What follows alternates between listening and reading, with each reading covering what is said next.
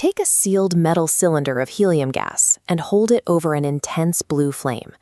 On a human scale, the effects are obvious. The metal gets hot to the touch, and the needle on the pressure gauge starts climbing. But if we look past the dials and the heat waves, what is physically happening inside that sealed tank? Where exactly is that thermal energy going? To track that energy, we have to let go of our macroscopic view. We have to shrink down and look at the mathematical geometry of the simplest physical system in the universe. The physicist Richard Feynman once argued that if all scientific knowledge were about to be destroyed, the single most valuable concept to pass on to the next generation would be the atomic hypothesis.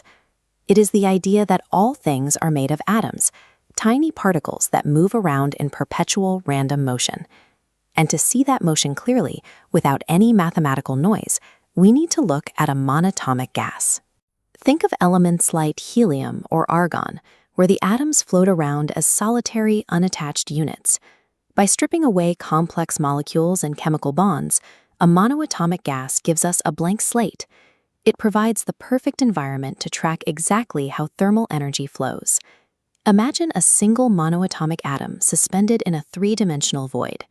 For our purposes, it functions as a perfect point mass. Because it exists in physical space, it has a limited number of ways it can move.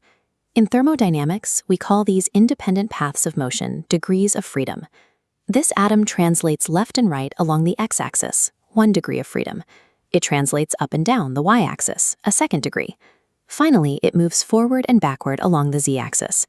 3 dimensions yield 3 directions of translational movement. Because our atom is just a single point, it doesn't have a radius to spin around, and it has no partner atom to vibrate against. Those 3 directions are its only options. They act like 3 separate bank accounts, where the atom can store its kinetic energy. When heat enters the system, it follows a strict accounting rule known as the law of equipartition of energy.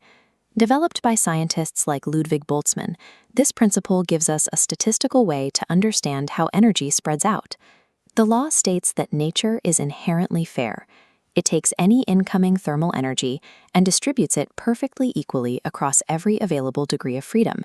Mathematically, each translational bank account, the x, y, and z axes, receives exactly 1/2 times Boltzmann's constant times the temperature, or 1/2 kBT. Add those up. With 3 degrees of freedom, the total average kinetic energy is simply 3/2 kBT.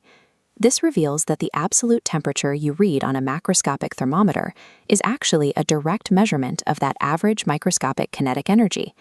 Of course, a real gas cylinder doesn't hold just one atom. It holds countless billions of them, bouncing off each other and the container walls.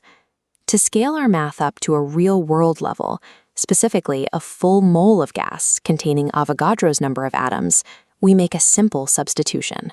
We replace the microscopic Boltzmann constant with the macroscopic ideal gas constant, denoted as R.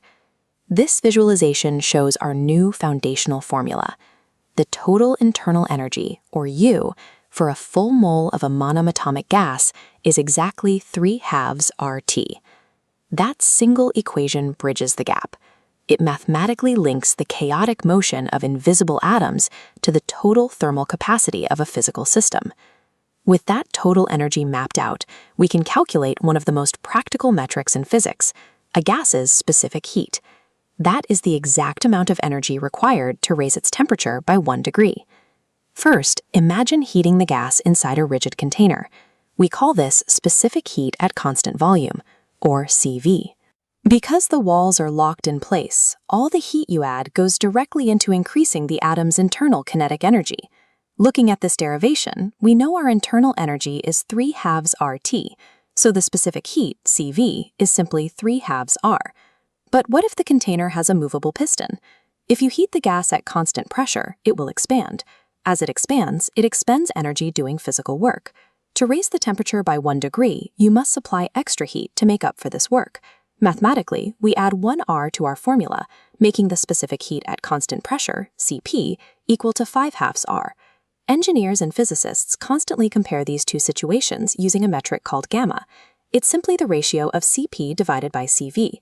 For a monoatomic gas, the math drops out beautifully. 5 halves divided by 3 halves simplifies perfectly to a gamma of 5/3. You can measure these exact values in a lab today, and they will match this theoretical fraction. The strict mathematical perfection of a monatomic gas proves that the chaotic heat we feel in the macroscopic world is, at its core, just the predictable geometry of atoms moving in 3 dimensions.